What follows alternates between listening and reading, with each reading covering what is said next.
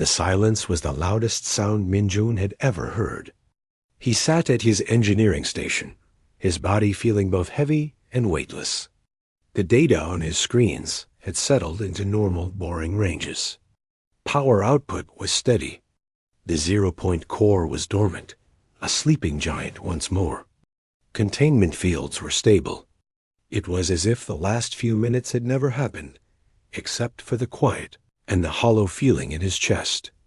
On the bridge, the lights were dimmed to standby levels. The main viewer showed the same star field it always had, but now it was framed by a new profound emptiness. Captain Sujin remained standing by the viewport, her reflection a pale ghost over the stars. Her hands were clasped behind her back, holding each other tightly to stop the trembling. Che was the first to make a sound. It was a choked, half-laugh that caught in his throat. He ran a hand through his hair. Did that just happen? He asked the quiet air. No one answered him. They were all asking the same question. Yuna's console began to beep softly, insistently. She looked down, her movements slow, like someone waking from a deep sleep. "We're receiving incoming communications," she said, her voice hoarse. "Multiple channels. Concord Command. Luna Control. The Velari flagship. It's the Shining Resolve. They're all hailing us." Sujin did not turn. "Put the Shining Resolve through. Audio only."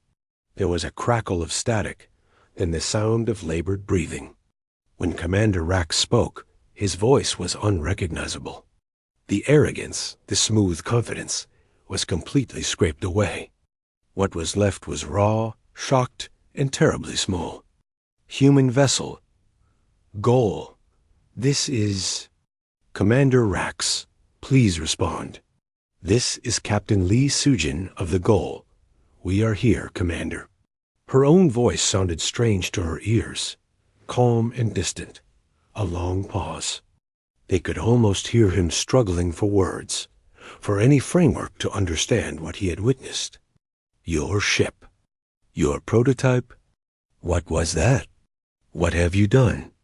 Sujin turned slowly and looked at Yuna, then at Jay. She saw the same question in their eyes. They had built it. They had turned the key. But they did not have a name for the storm they had unleashed. "We have neutralized the immediate threat, Commander," she said finally, choosing the words from a dry, official manual in her mind. "The Gyul's primary system functioned as designed." "As designed?" Rax's voice rose, a hint of his old self breaking through the shock, but it was tinged with fear now, not scorn. "You designed a sphere of annihilation? You designed a weapon that unmakes matter from reality? That is not a weapon. That is a fundamental crime against physics." "It is a tool," Sujin corrected him gently. "A tool we believed was necessary. And now it is a spent tool. Our core is in shutdown. We are adrift and requesting assistance." Another silence. On the other end, they could hear other voices, panicked and arguing in the Velari tone. Rax finally spoke again, his tone now one of dawning, horrific realization. "You were not hiding. You were not useless. You were a trap. And we pushed you into it." Sujin did not confirm or deny it. She let the silence speak for her. "Tugs are being dispatched," Rax said, his voice now hollow with defeat. "Medical and engineering teams as well. The Concord fleet, what remains of it, will secure the perimeter." He paused. "The Korgoth remnants are in full, disordered retreat. They are broken. The battle is over." The channel closed. For a moment, the only sound was the hum of the ship. Then, a different voice, full of tears and unchecked relief, flooded from the speaker. It was the controller from Luna. "Goal, this is Luna Command. Confirm your status. Are you alive? Is it really over?" Jay leaned forward, a real weary smile, finally touching his lips. "Luna, this is the goal. We are alive. It's over. You can tell everyone, it's over." A cheer, muffled and chaotic, erupted from the Luna channel before it was cut off. The news would be spreading across Earth now. The Iron Coffin had not just survived. It had ended the war. Down in engineering, Minjun finally pushed himself away from his station. He walked through the quiet, humming corridors of his ship. He passed the sealed bulkhead of Deck C, the site of the hull breach. He placed a hand on the cold metal. This ugly, blocky ship, this collection of stubborn ideas and welded plates, had done it. It had held. His math had held. When he arrived on the bridge, the others were still in their places, but the tension was gone.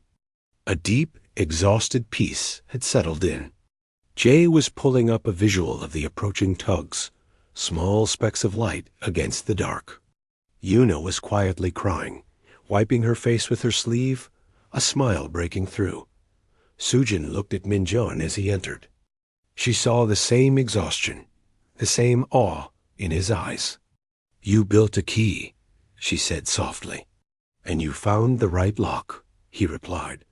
They stood together, looking out at the clean, empty space. The sphere of nothingness was gone, leaving no scar. But its memory would hang there forever, a quiet warning to any who looked upon this place. The galaxy had believed humanity's greatest contribution would be as builders or followers or casualties. They had not understood that humans, when cornered, when mocked, become something else. They become theorists of silence. They become gardeners of the void. The first tug arrived, its docking lights casting a warm, ordinary glow against the Gil's scarred hull. It extended a connection tube with a soft thud. Normal sounds. The sounds of a rescue, of an ending, and of a very different beginning. Captain Sujin turned to her crew. "Power down all non-essential systems. Let's go home." As they prepared to be towed, none of them felt like heroes. They felt like survivors of a storm they themselves had summoned. The goal, mocked as useless, moved slowly away from the emptiness it had created. It was not a triumphant warship returning to parade. It was a quiet, battered vessel carrying a secret too large for its hull, followed by the grateful, fearful silence of a saved but forever changed galaxy. Autumn had come, and it had left the fields bare. On the bridge of the goal, there was no sound of impact. There was no explosion. There was only a light that was not a light. It was a color the human eye had no name for. A shimmering, impossible silver black that seemed to erase everything it touched, starting with the main view screen. The world vanished into this silent, hungry glow.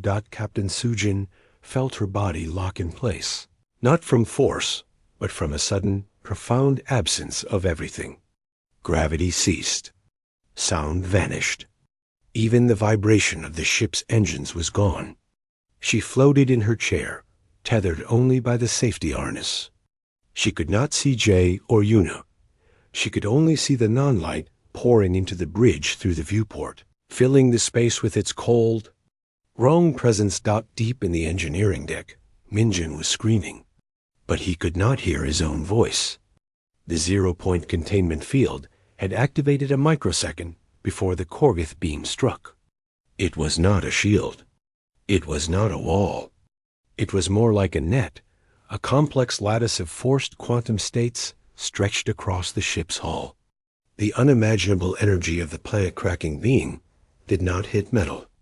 It hit the net. On his screens, which still somehow functioned, data became madness. The energy was being absorbed, yes, but not stored. It was being used as fuel for a far more dangerous reaction. The field was forcing a tiny, precise point of spacer, bubble no bigger than a marble, located 500 meters off the Gil's bow to experience a controlled vacuum collapse. It was like using a lightning bolt to power a lockpick for the door of reality. On Earth and Mars and the dying Concorde ships, Watchers saw the beam strike the tiny human vessel. They saw the goal enveloped in that terrible, brilliant energy. They braced for the flash of vaporization. They mourned the pointless final failure. The flash never came. Instead, the beam stopped. It did not fade. It did not scatter. It simply ended, as if someone had cut a rope. For a heartbeat, there was perfect, confused stillness. The Korgoth cruiser hung in space, its mighty weapon now dark and silent. The goal was still there, a black silhouette against the stars, looking completely untouched. Then, from the goal, something was born. It began at that precise point in space Minjun's field had targeted. A pinprick of absolute black appeared. Not the black of space, but a black that was deeper, an absence so complete it hurt to look at. And it was growing. It expanded in a perfect silent sphere, faster than thought. It was not an explosion. There was no heat, no radiation, no shockwave. It was an eraser. The sphere touched the Korgoth cruiser that had fired the shot. Where it made contact, the ship did not blow apart. It simply ceased to be. The thorny, glowing hull, the powerful engines, the crew inside all of it, vanished into a fine gray inert powder that dispersed instantly. 1 second, it was a massive warship. The next, it was a faint, expanding cloud of dust. The sphere continued to grow, swallowing the space where the cruiser had been. On the Gil's bridge, gravity returned with a sudden lurch. Sujin gasped as she was pulled back into her chair. The eerie non-light was gone from the viewport, replaced by the normal star field. And in front of them, a sphere of nothingness was silently eating the enemy. "Report!" Sujin barked, her voice cracking. Yuna was the first to respond, her voice a high-pitched mix of terror and awe. All systems are functioning. Minimal damage. The energy spike is gone. I'm reading the external phenomenon. It is a localized quantum vacuum collapse event. It is canceling molecular bonds within its field. It's making things not exist. Jay was staring, his mouth open. It's still growing. The sphere was expanding, calmly and relentlessly. It reached 2 smaller Korgoth destroyers that had been moving to support the cruiser. They vanished as easily as snowflakes in a flame. The Korgoth Armada, so disciplined and ferocious a moment before, now broke into chaos. Ships that had been pushing forward began to turn, to flee. But the sphere was merciless. It was not a weapon that could be outrun by engines. It was a redrawing of a circle on a map, and everything inside the line was being removed. On the main comm, a cacophony of voices erupted Concord channels. Human channels, flooded with panicked confusion. And screams in alien languages. One voice rose above the rest, broken and shattered. It was Commander Rax. "What have you done? Human vessel, what is that? What have you unleashed?" There was no scorn left. Only primal, terrifying fear. Sujin ignored him. "Minjun, can you control it?" Minjun's voice came back, thin and strained. "The field is self-sustaining, but it's feeding on the quantum vacuum itself. It has a predicted decay point based on the initial energy input. The math says it will last for 10 seconds total. It will reach a radius of 80 kilometers. 10 seconds. Sujin watched the sphere grow. It had already erased a quarter of the Korgoth vanguard. It was a hole in the universe, clean and precise and utterly final. The remaining Korgoth ships were scattering, crashing into each other in their panic to escape the silent, expanding void. Some fired weapons at it, bolts of red energy that flew into the blackness and disappeared without a trace. It was like throwing stones into a bottomless well. For 10 seconds, the sphere was the only power in that part of space. It consumed fighters, cruisers, a massive carrier, trying to turn its bulky frame. It showed no preference, no malice. It was simply a fact of new physics. Then, as suddenly as it had begun, it stopped. The sphere of absolute black winked out of existence. One moment it was there, a perfect dark orb against the stars. The next, it was gone. The space where it had been was empty. Completely, utterly empty. No debris, no radiation, no energy signatures. Just clean vacuum. Where half of the Korgoth attack force had been, there was now nothing. The remaining ships, those on the very edge of the effect or outside it, hung motionless for a second, as if their collective mind could not process the loss. Then, as one, the surviving Korgoth ships turned. Their engines flared to maximum, not in attack formation, but in a blind, terrified retreat. They tore open unstable jump points, not caring where they went, only needing to be away from the terrible, silent nothing that had just consumed their brothers. On the bridge of the goal, the crew stared at the empty space on their screens. The tactical display, which had been a solid mass of red hostile icons, now showed a vast, clean swath with a single gray dot at its center. Them. The silence that followed was deeper than before. It was the silence after the last note of a world-ending symphony. Jay slowly let go of the flight controls, his hands trembling. Una slumped back in her seat, a single tear tracing a clean line through the grime on her cheek. Over the com, the only sound from Mingon was a long, shaky exhale. Captain Sujon unclipped her harness and stood up. Her legs felt weak. She walked to the main viewport and looked out at the pristine, empty starfield. There was no sign of the enemy, no sign of the weapon. It was as if it had all been a bad dream, but the silence from the Concord channels and the sudden, glaring emptiness where an Armada had been proved it was real. The Gaul floated alone, a small, ugly, blocky ship surrounded by the quiet aftermath of a miracle no one had believed in. The journey into the storm was a silent, lonely crawl. The goal was not built for speed. Its engines pushed it forward with a steady, unimpressive thrust, a turtle swimming into a hurricane. Behind them, the battle raged like a silent movie on the main viewer, ships flashing and dying without a sound. Ahead, there was only the deep black, soon to be filled with the enemy. No one spoke on the bridge. The only sounds were the soft beeps from Una's console and the steady hum of life support. Jay's hands were tight on the flight controls, his knuckles white. He kept his eyes locked on the navigation screen, making tiny course corrections. Minjun had returned to the engineering deck below, his voice a quiet murmur over the internal com as he ran through final preparations. The plan was insane. They all knew it. They crossed an invisible line. One moment they were on the edge of the battle's chaos. The next they were in it. The first sign was a piece of wreckage, a twisted chunk of silver-blue Velari hull plating that tumbled past their viewport, spinning slowly. Then another. Soon the space around them was dotted with the floating graves of Concord ships. A proximity alarm blared, sudden and sharp. Una flinched. Debris field. Multiple large fragments on collision course. Evasive maneuvers, Jay, Sujin said. Her voice flat. Jay tapped his thrusters.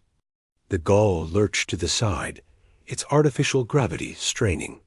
Piece of shattered engine, big as a house, tumbled past the bow close enough to see the burned markings on its side.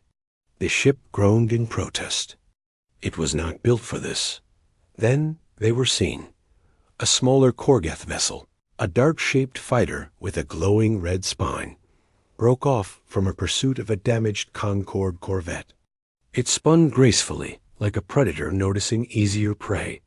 It came straight for them. Incoming. Jay shouted. It's painting us with targeting lasers. Minjun, status on the point defense? Sujin asked, her calm unwavering. Online but weak, Captain. Minjan's voice crackled back. It's just a few old railgun turrets. They're more for show. Then let's put on a show. Yuna, activate them. Fire at will. A shudder ran through the ship as the automated turrets spun up and spat short bursts of metal slugs into the void. The Korgoth fighter danced around them with contemptuous ease. It returned fire.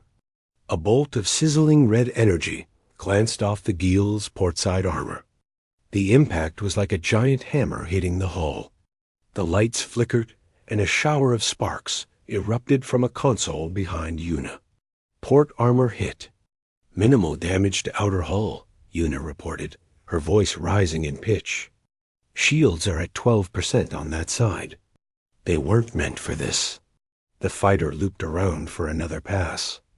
This time, its shot was more accurate. The red beam struck the same area, melting through the compromised armor. A new, more urgent alarm sounded. Hull breach. Deck C. Automatic bulkheads have sealed it. Yuna's fingers flew across her screen. We've lost secondary oxygen processing. No casualties reported. The deck was evacuated. Sujin felt the ship shudder again. A wounded animal. They were being torn apart by a mere scout. The plan was falling apart before it had even begun. Then, a new voice, broken by static and pain, filled the bridge from the main com. The screen fizzed and resolved into the image of Commander Rex. He was on the bridge of his ship, the Shining Resolve. Smoke filled the air behind him, and a deep gash on his forehead bled a pale blue liquid. His uniform was torn. Human vessel. Goal, he spat, his translator struggling. You fool. You are a distraction we cannot afford. Your suicidal charge has drawn fire from our flank. You will die for nothing. We are not charging, Commander, Sujin replied, her eyes hard. We are taking up position. Position? You are taking up a position as a target. You are a waste of space. Another explosion rocked his ship, and he staggered. The screen shook. When he looked back up, his arrogance was gone, replaced by the raw desperation of a commander watching his fleet die. You have a single pathetic weapon. Use it and die, or turn and run. But stop cluttering my tactical view. The transmission cut out abruptly. The Korgoth fighter, sensing a kill, came in for a final close-range burst. But before it could fire, a brilliant blue plasma beam lanced from off-screen. It struck the fighter perfectly, vaporizing it in a brief, silent flash. The crippled Concorde corvette, the one the fighter had been chasing, had turned back. It drifted past the goal, its hull blackened and venting air. It gave them a single, dim flash of its running lights before its power failed completely, and it went dark. Another piece of debris. The act of defiance, of unexpected help, seemed to change something on the bridge. The fear was still there, but it was joined by a cold, hard anger. We're approaching the Lagrange point, Jay announced. Holding position. Minjin, Sujin said. Begin the core initiation sequence. Bring the 0-point tap online. Prepare the containment field. Starting the sequence, Captain. It will take 90 seconds to reach full potential. The Gaul came to a relative stop, a small, battered gray box floating in an ocean of death. Now, the larger Korgoth ships noticed them. A cruiser, a larger beast covered in thorns and glowing runes, turned its massive bulk toward them. It was not in a hurry. It was a cat looking at a mouse. New contact. Korgoth heavy cruiser, Yuna said, her voice now eerily calm. Its main energy weapon is charging. Target is us. On the main viewer, the front of the cruiser began to glow a deep, fiery orange. Energy gathered into a visible ball at its prow. It was the same weapon that had shattered Concorde shields. Minjun, status? Sujin asked. 70 seconds. The field is unstable, Captain. Fluctuations in the quantum vacuum readings. I need more time. We don't have it. Sujin leaned forward. Jay, target that cruiser. Fire every conventional missile in our forward tubes. All of them. Jay looked at her. Captain, those are firecrackers against that thing. They won't even scratch its paint. I don't need them to scratch it, Sujin said, her gaze fixed on the glowing weapon. I need it to look at us. I need it to be sure. I need that shot to be perfect. So make it angry. A slow smile spread on Jay's face. He nodded, making it angry. All forward missile tubes firing. From the Gale's bow, a pathetic final salvo launched. 6 old missiles, their drives flaring, streaked across the short distance toward the monstrous cruiser. They impacted harmlessly against its powerful energy shields, bursting in small, bright flashes of light. It was an insult. A provocation from a creature that should have been pleading for its life. The response was immediate. The glow at the cruiser's front intensified, blindingly bright. The energy coalesced into a single thick beam of pure annihilation. It was a weapon designed to crack planets open, and it was aimed directly at the center of the goal. Incoming beam. Yuna yelled. Field at 98%. Minjun shouted over the comm. It's not ready. It's not. Brace. Sujin commanded. The world turned red. The main viewer went white to protect their eyes. The Korgoth's main cannon fired. A river of destructive energy, wide as a city street, reached out and swallowed the goal whole. The main viewing screen on the bridge of the Gaul showed a peaceful image of the blue curve of Earth. It was a lie. The calm was a thin blanket over a planet holding its breath. Across every channel, military and civilian, the same urgent voice repeated status updates and final preparations. Captain Sujin sat in her command chair, feeling the subtle vibrations of her ship's idle systems through the metal frame. It was a nervous animal, ready to run but with nowhere to go. All systems are in standby. Captain, Yuna reported from her station. Her voice was steady, but her fingers moved over her console with a tense, quick energy. Life support is optimal. Primary power at 100%. Conventional thrusters are ready. Thank you, Yuna, Sujin said. Her eyes stayed on the tactical display that glowed on a screen to her right. Dozens of blue icons, each representing a Concorde warship, were forming into elegant, precise formations near the orbit of Mars. They looked like a beautiful, deadly necklace. A single, ugly gray dot, their own ship, was tagged on the edge of the display. Far from the gathering strength. Helm Officer J spun slowly in his seat, facing Sujin. Perking orbit coordinates are locked in. It's a nice spot. Great view of the back of the Valari command ship. We'll see all the action. He tried to smile, but it didn't reach his eyes. The command channel from Luna Control crackled to life. To all Earth sovereign vessels, this is final deployment order. Proceed to assigned defensive grids. Concorde Fleet Alpha will engage the primary threat. Your mission is point defense and civilian corridor protection. Good luck. Sujin took a slow breath. Acknowledged, Luna. Goal proceeding to assigned grid. She nodded to Jay. Take us out, slow and steady. With a low rumble that was more felt than heard, the Goal came to life. Its conventional engines, nothing special but reliable, pushed it away from the massive Diesen shipyard. They passed other human vessels, small patrol frigates and missile corvettes, all moving with a grim purpose. None of them hailed the Goal. It was as if the prototype was a ghost already.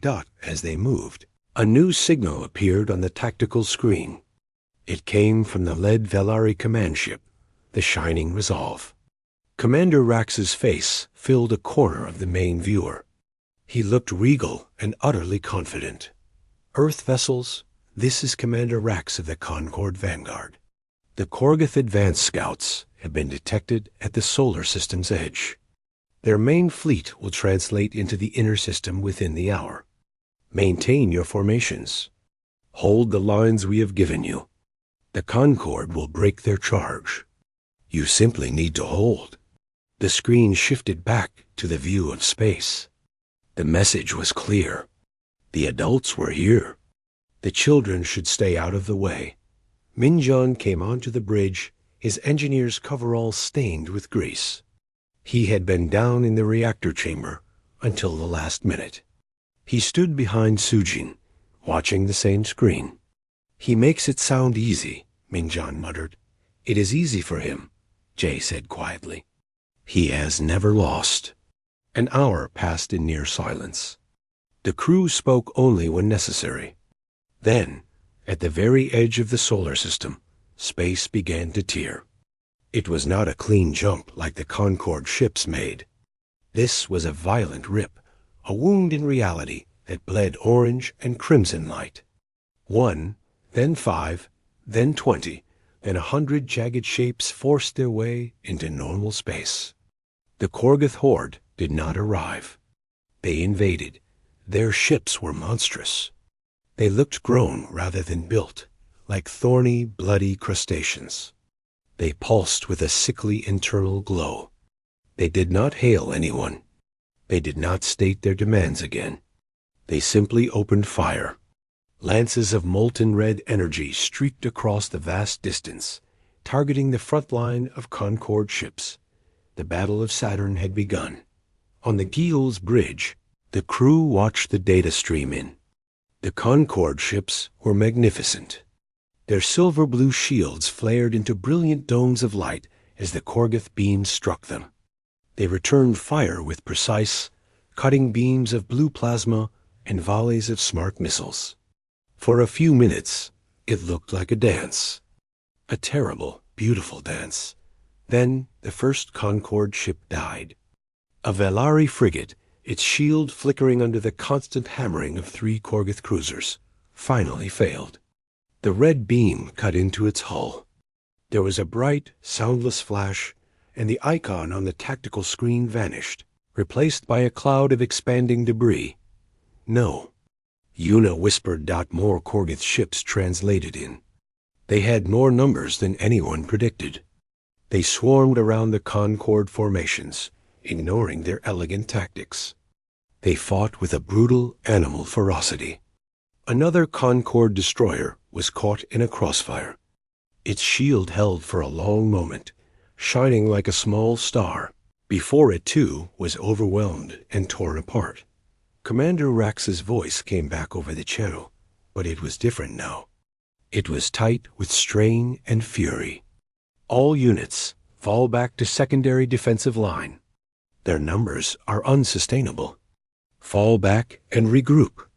The orderly blue icons on the screen began to pull back, but the Korgoth swarm flowed around them, cutting them off. The battle became a chaotic mess. Sujin watched, her stomach a cold knot. The Concord, for all their technology and pride, were being torn to pieces. The shield that Earth was supposed to hide behind was cracking. A new frantic order came from Luna Control. The voice was sharp with panic. All human vessels. Abandon forward positions. New orders. Fall back to the Martian defensive perimeter immediately. Protect the civilian evacuation orbitals at all costs. Repeat, fall back to Mars. Jay looked at Sujin. Captain, orders? The Martian grid is packed. It's a traffic jam over there. Sujin did not look away from the screen. She saw the patterns. The Concord was trying to form a new line, but the Korgoth were pushing through. Their obvious target, the heart of the system. Earth. They would smash through the broken Concord, then through the messy human defense at Mars. And then nothing would stand between the Horde and her home. The Guel's original mission, the secret one, flashed in her mind. They were not a frontline warship. They were a test. A key. But a key is useless if the door is already broken down. A wild, desperate idea formed. It went against all orders. It was probably suicide. But staying at Mars was just a slower, more certain death. "Jay," she said, her voice surprisingly calm. "Plot a new course." "Not to Mars, Captain?" Yuna asked, confused. Sujin pointed at the tactical display, at a point of empty space between the collapsing Concorde line and the onrushing tip of the Korgoth spearhead. It was a gravitational balance point, a place where an object could hold position with minimal effort. "There, take us to the Lagrange point between the main Korgoth force and Earth." Minjin's eyes went wide. "Captain, that is?" "That is in the direct path. They will see us. They will target us immediately." "I know," Sujin said, turning to look at him. "We need a catalyst for the zero-point core, right? A massive, concentrated energy input to start the chain reaction. We can't generate that ourselves. But a Korgoth capital ship's main cannon can." The bridge was silent, except for the hum of the computers. They all understood. She was not asking them to hide. She was asking them to put a target on their chest and dare the monster to shoot. Jay was the first to move. A fierce grin spread across his face, the old test pilot's love for a dangerous stunt breaking through the fear. "New course plotted and locked. It's a straight shot. They'll definitely see us coming." Minjan took a deep, shuddering breath, then nodded slowly. "The containment field is untested at that scale. But the math says it should channel the energy. It should work." Sujin looked at Yuna. The systems officer met her gaze, then gave a single sharp nod. "All systems are ready, Captain. For whatever comes." "Then take us in," Captain Lee Sujin said. The goal turned, a clumsy and slow movement compared to the ships dueling around Saturn. It pointed its blunt nose away from the retreating fleet, away from the safety of Mars, and began to move. It accelerated on a lonely, suicidal path directly into the space between the raging horde and the silent, waiting Earth. Below them, on the planet, anyone watching the public tactical feed would see a single, stupid, gray dot heading the wrong way, into the heart of the storm. 1 week later, Admiral Grash stood in a quiet room. It was not on a warship. It was on a neutral space station called the Haven, orbiting a peaceful yellow star. The room had a large window that looked out at the stars. There was a simple table and a few chairs. The metal walls were a soft cream color, not war gray. The air smelled clean, not of oil and sweat. It was strange. He was not wearing his full battle armor. He wore a simple, dark uniform without his medals. He felt lighter without them, but also exposed. He was waiting. The door slid open with a quiet hiss. Yuna entered.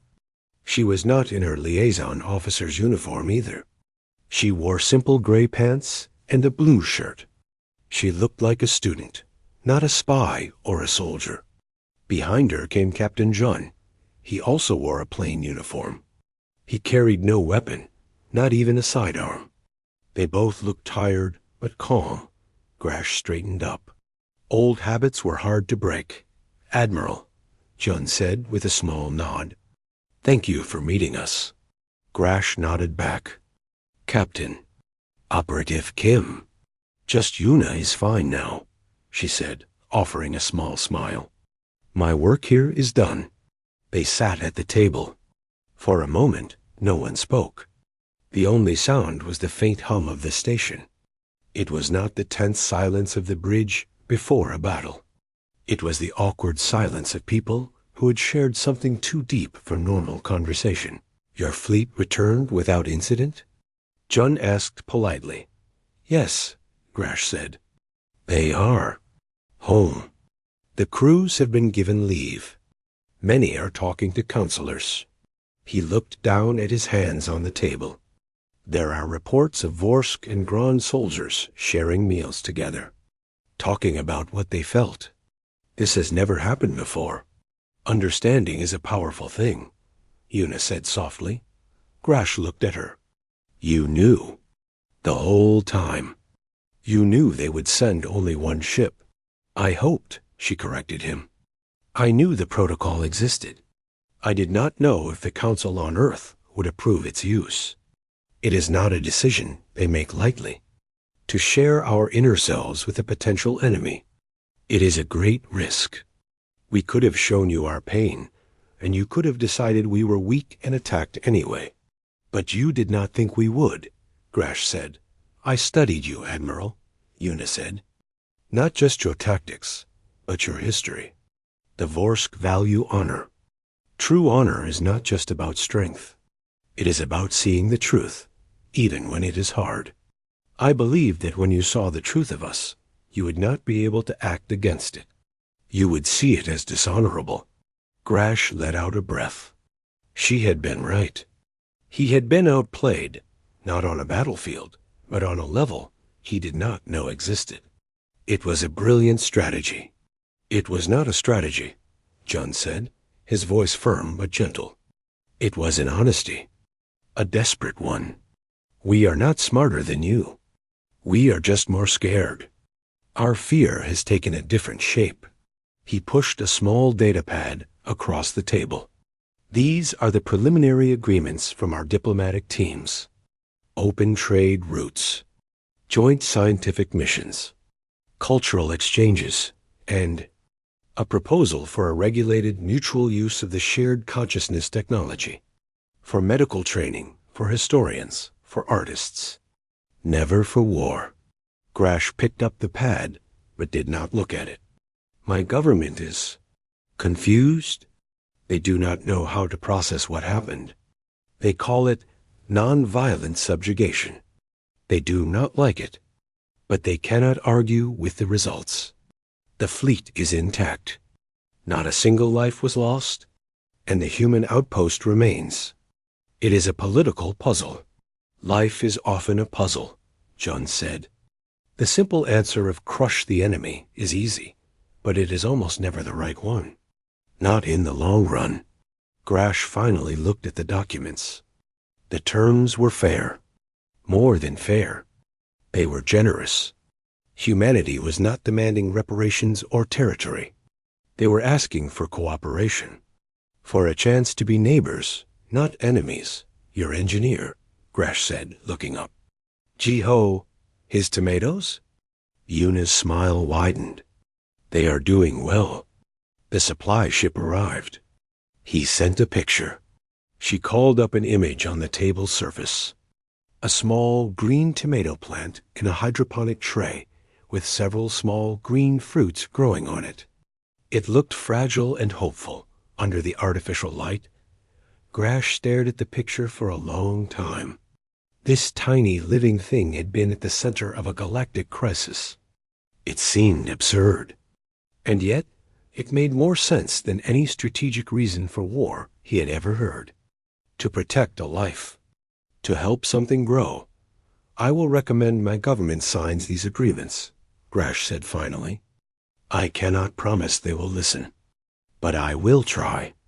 With all my strength. That is all we ask, John said. They talked for a while longer about simple things. About the star system they were in.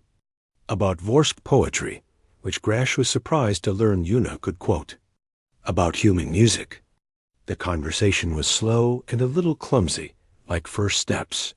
When it was time to go, Grash stood. He looked at John, then at Una. A week ago, they were the enemy. Now they were complicated. They were people who had shown him his own soul, reflected in theirs. The memory, Grash said, his voice low. The child in the ruined city, zoom in. Does it ever get easier to carry? John met his gaze. In the captain's eyes, Grash saw the same weary weight he felt in his own heart. No, John said honestly. It does not get easier, but it gets shared. You learn to carry it with others who know its shape. That makes the weight different. It becomes a purpose to make sure no other child of any species ever has to carry a memory like that again. Grash understood. The memory was not a weapon they had used on him. It was a burden they had asked him to help carry. It was an invitation to a different kind of alliance, one built not on fear, but on shared sorrow and shared hope that he did not salute. He placed his fist over his heart, a Vorsk gesture of deep respect and personal bond. Jun and Yuna both placed their hands over their hearts in return. A human gesture with the same meaning got, no more words were needed. Grash turned and left the room, back on the bridge of the Pavonis. Later, Jun and Yuna watched the Vorsk shuttle fly away, heading back to the Iron Resolve. Do you think it will last? Yuna asked. The old question. Jun watched the shuttle's engines fade into the star field. For a while. Maybe a long while. We have given them a new mirror to look into. They saw themselves as conquerors. Now they have seen themselves as beings who can feel a child's terror from 100 years away. It changes you? We will have to keep looking into that mirror, too. We are not perfect. We will make mistakes. But we have started something new. He walked over to the main viewer. It showed the peaceful star field, the quiet station, the tiny green dot of the human outpost in the distance. There were no enemy fleets, no weapons charging. Just space, vast and silent, full of possibilities. Set a course for home, Hana, Jun said. Slow and easy. We have done our part. The Pavonis, the ship that was a mirror, turned gently and began its long journey back to Earth, leaving behind not a battlefield, but the fragile, tender beginnings of a garden. The observation gallery overlooking the main construction bay was cold and quiet. It was always cold, a side effect of the massive environmental systems that kept the zero-gravity bay at a workable temperature. But the quiet was new. It was the quiet of a funeral. Inside the bay, the reason for the silence floated under the harsh white work lights. It was a ship.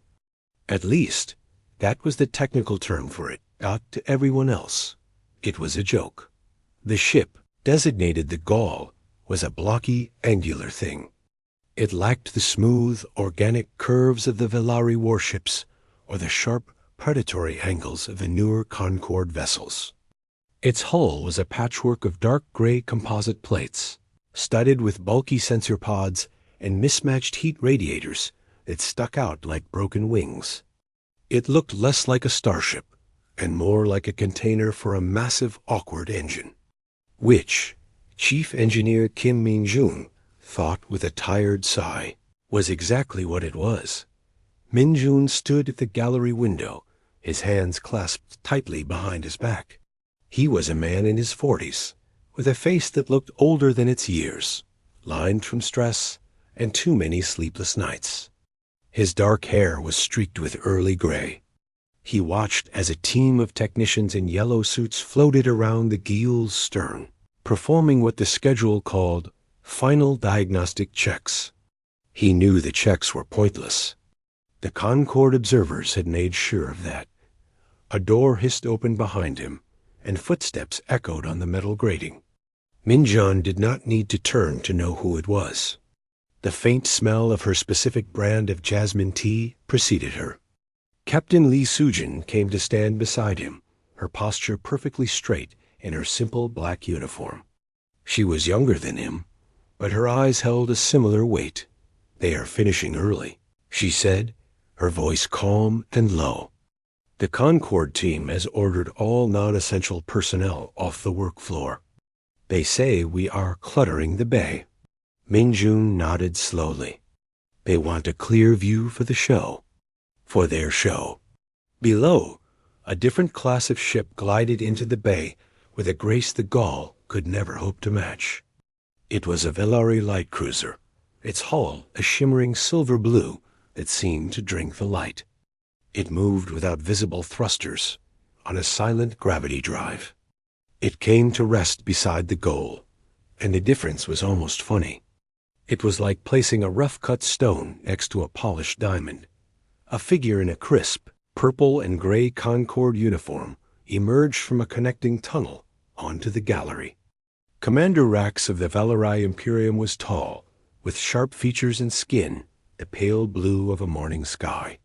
His eyes, large and dark, swept over the goal with undisguised contempt before landing on the two humans. C***.